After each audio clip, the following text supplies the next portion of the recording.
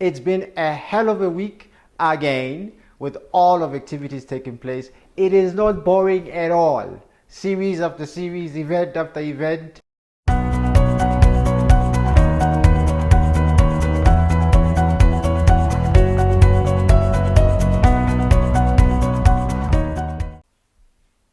Hi, welcome to the third episode of Wellness and Beyond.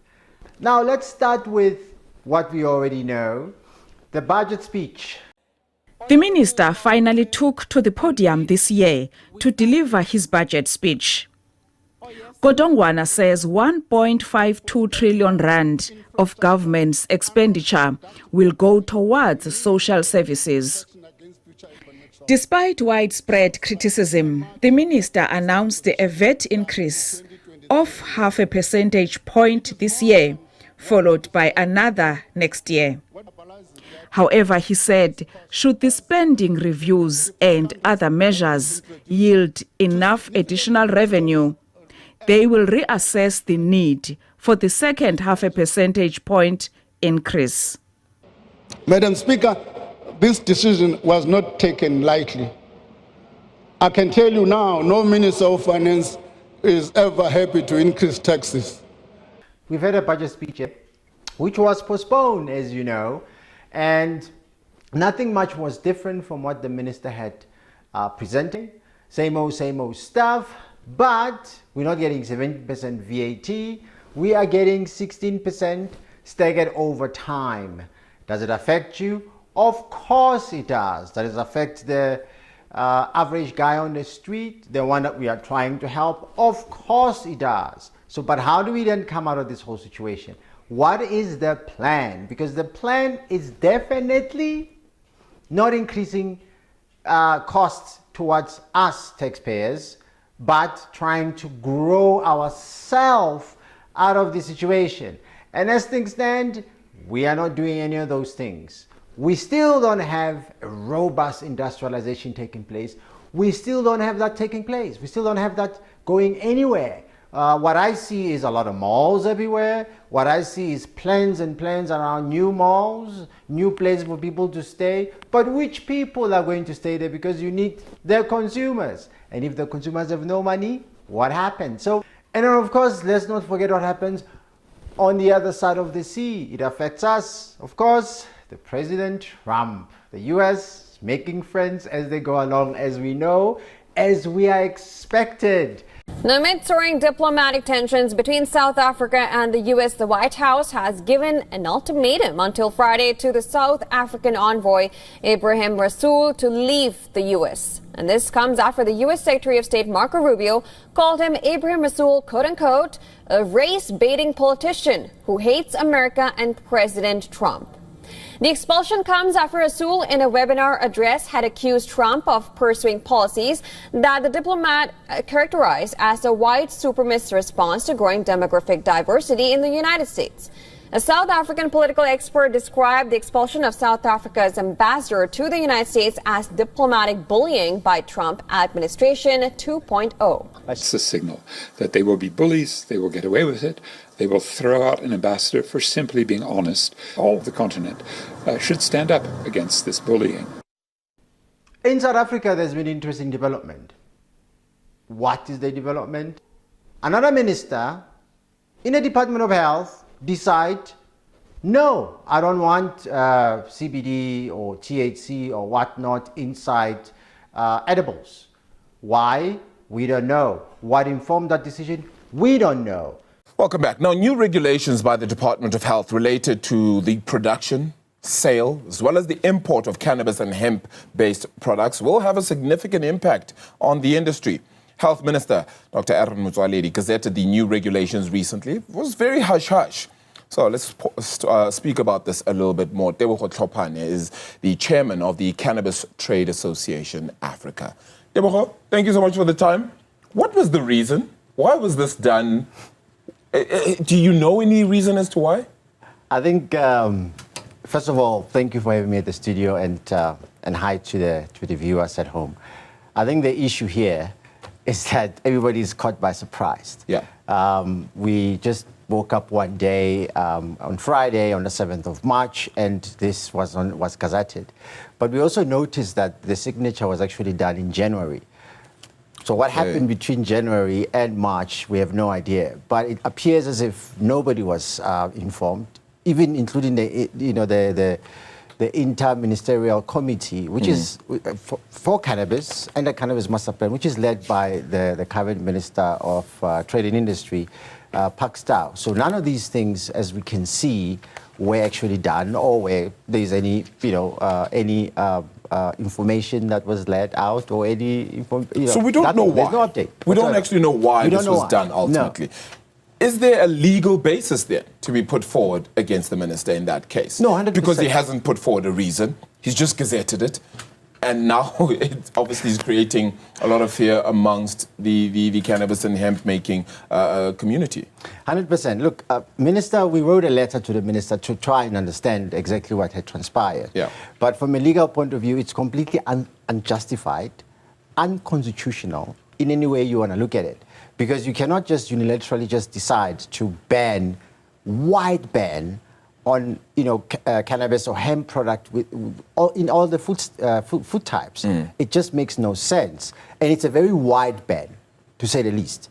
So if you look at all the categories, if you're looking at your gummies, you're looking at your food itself, even nutrition. I mean, cannabis is one of the most nutritious, or hemp seed. It's one of the most nutritious grain. And the oldest grain, it's almost 12,000 years old. It predates maize. It predates weed. You know what I mean? If you look at, you want to have a very good protein, clean protein, hemp seed protein are the best. What about the assertion then that the Cannabis and Private Purposes Act, which was signed into law last year officially, did not actually legalize the trade of cannabis, which is actually still treated as an offense, particularly under the Drug and Drug Trafficking Act? What about that assertion, and how does that play into all of this? Well, yes, it's true. The Cannabis Master, for Private Purpose Bill is not necessarily, there's no legislation, or at least what we call the meat in the bone, hasn't been done yet. So as far as that concern, just leaves a whole door wide open. So does that make the sale of marijuana or hemp products illegal then? No, absolutely. We don't have a legal framework in the country. We don't have. So which means that the minister then is right in ensuring then that you gazette this because it's prohibited. There's a master plan that's been worked on, led by the Department of Trade and Industry. Yeah. That master plan is supposed to be the guiding principle of how we're going to move forward. We don't need to have a legislation that's just created using the old 1972 Foodstuff and Cosmetics and Disinfectant Act. It's old, it's outdated. You can't use that law and unilaterally just do that change. And by the way, there is no consultation as well. There should be a public consultation to make that happen. I can agree with that fully, that consultation ultimately needs to happen.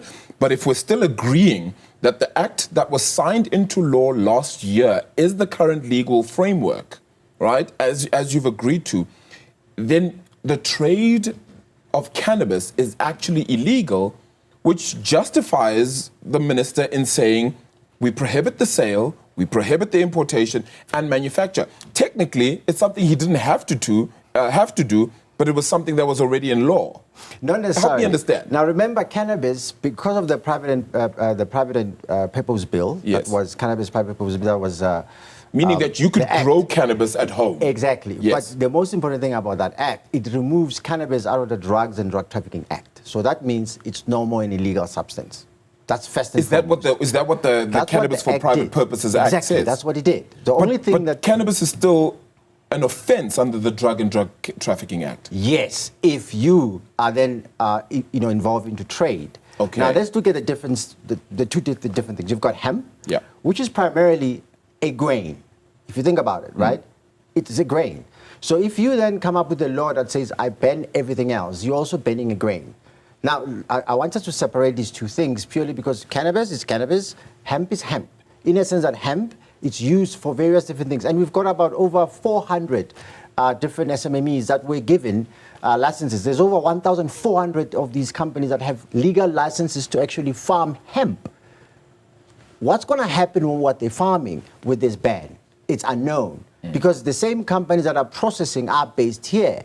So it means with a stroke of a pen, you just wiped out the economy because of the confusion between what is hemp and what is cannabis. Coming back to cannabis, there's no legal framework of selling cannabis, but there are social clubs, which means that if you and I are involved in a social club, we can grow together and share the product. There's absolutely nothing wrong with that because that is covered by the Constitution of this country, including the Private People's Bill Act. It also covers that aspect. So again, the legislation is being created.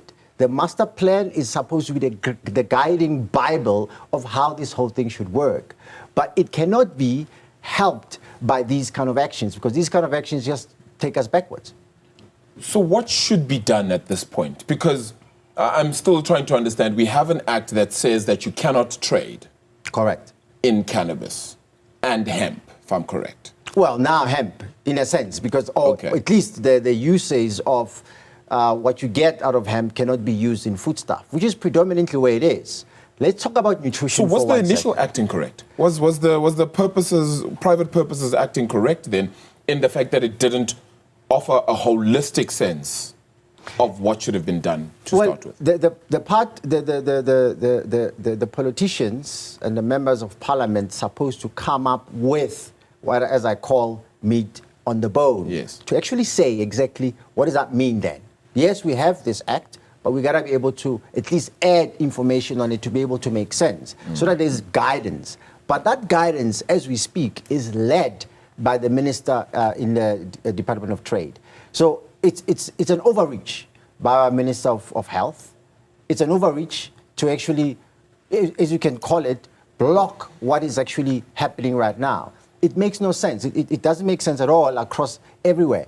And millions and millions of money have been lost across different sectors, from retail to processors, guys that are sitting with inventory because nobody knows what to do, which based on a law that makes no sense. And this looks like something that needs to now go back to the drawing board in the sense that you have the small business development minister, which needs to get involved ultimately because licenses have been given to a whole host of these guys. And the government has actually funded these businesses. Right, so if they're funded by government and yet they supposedly have broken a law, which under this seems like the Cannabis for Private Purposes Act, which says that you can't actually trade in cannabis and hemp ultimately then, and that cannabis is still considered an offense under the Drug and Drug Trafficking Act. It feels as though nothing here actually speaks to each other. Yeah, one hand does not speak to the other. 100%. Basically, yeah. So further communication ultimately needed. Let me tell you this. The Department of Health has a seat in the intra-ministerial committee that is driving this cannabis master plan. They have a seat there. All different departments have a seat there. So communications, even them, they didn't know what's going on. Because if they did, we wouldn't have the situation. They would have advised the minister, but hey, we're doing actually something here that's going to fix if there are concerns. And if this is based on emergency, what is the scientific basis of that emergency? What actually transpired? Who got poisoned eating hemp-based product? Sure. That is that's what reasoning missing. Needs to be then brought forward, right? Absolutely, because you can't just make a law that makes no sense, that wipes out economies and actually have people losing jobs. We are a third world country that's struggling with unemployment. This sunrise economy, as the president has actually recognized, will be able to create those jobs. Already, if you look at the entire value chain of hemp, and if we actually maximize it, you're looking at over 500,000 jobs created in that space alone. So we really got to think differently. And we, stop trying to reinvent something that does not exist. The fact of the matter, the whole world is gravitating and moved forward. We are still playing catch up as a country. This is going to be very interesting to kind of get a sense of. And Deboho, hopefully we can have you on to continue to unpack it as it unravels as well, because it's a very interesting one. Very quickly, it does mean that as of now, though, it is illegal to sell, to distribute, and to ultimately import cannabis products of any kind. Well, hemp in this case, for this particular gazette, or at least piece of legislation that was gazette, correct. But in a sense, from a social club point of view, that I must mention is that you have a social club system that is based on the 2018 ruling by the Yes. Constitutional Court, also that is tied to the Private People's Act. There are so many legislations to this that need to clearly be clarified, actually. Definitely. Thank you. Definitely. Thank you so much for the time. Thank you, Hopefully we'll Arabile. get a little bit more on this. Debogo Tlhopane is the BioMuti founder as well as chairman of the Cannabis Trade Association Africa. We are in awe sometimes of how government come up with laws like this. On one hand, we are helping the Department of Trade and Industry to streamline these legislation to make sense. If you remember, we have a Cannabis for Private People's Bill that was legislated and is now an act, which took cannabis out of the Drugs and Drug Trafficking Act. But here we are.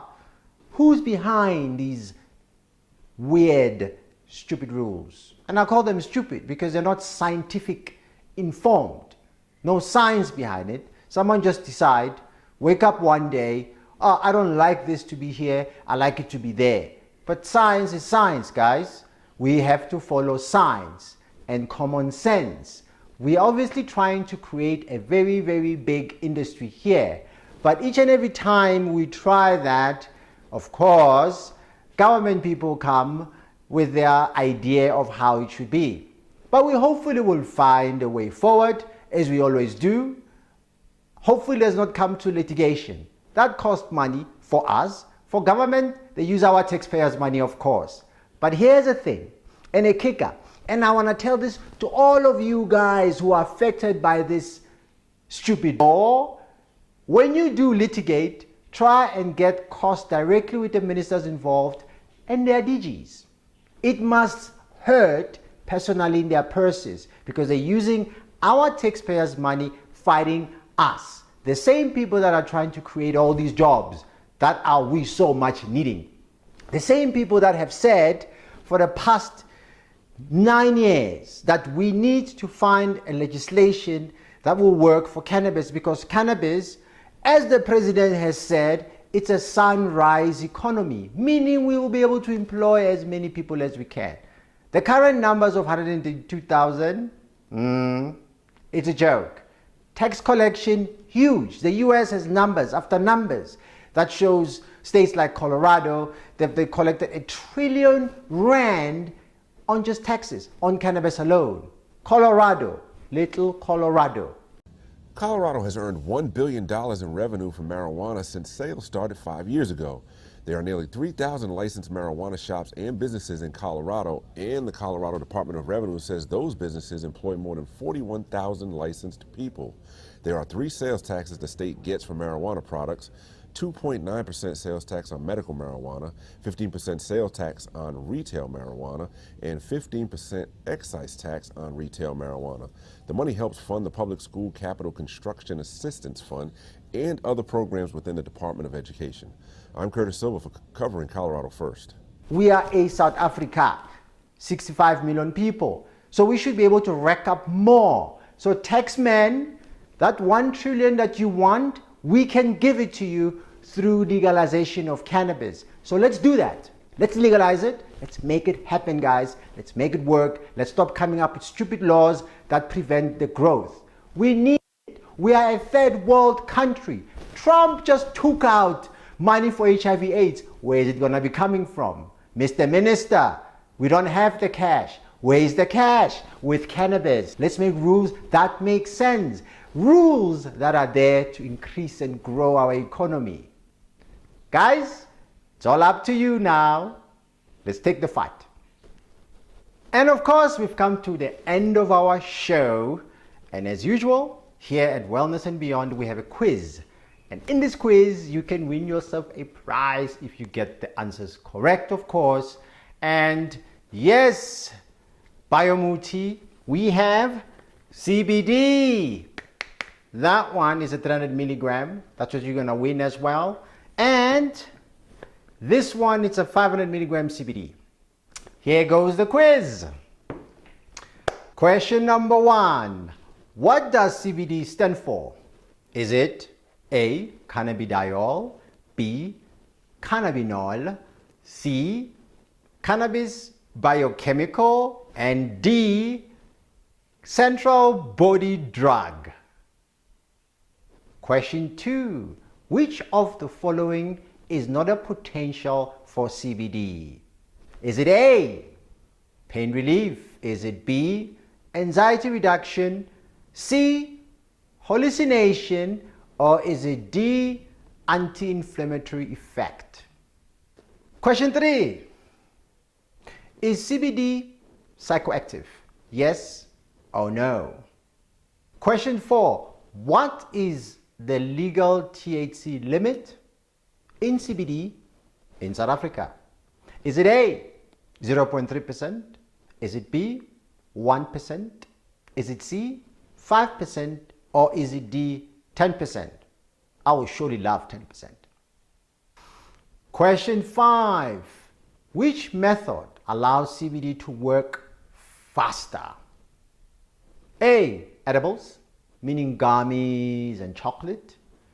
B, topical creams. C, sublingual, that means under your tongue. D, capsules.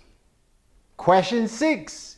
Can you fail drug test from using CBD? Yes or no? Now last question. Question 7. What part of the cannabis plant is CBD extracted from? Is it A, seeds? Is it B, leaves? Is it C, flower? Or is it D, stems? Answer these questions and you stand a chance to win yourself Biomuti's CBD. We've got a 500 milligram and a 300 milligram. Once again, thank you guys for joining us and see you next time.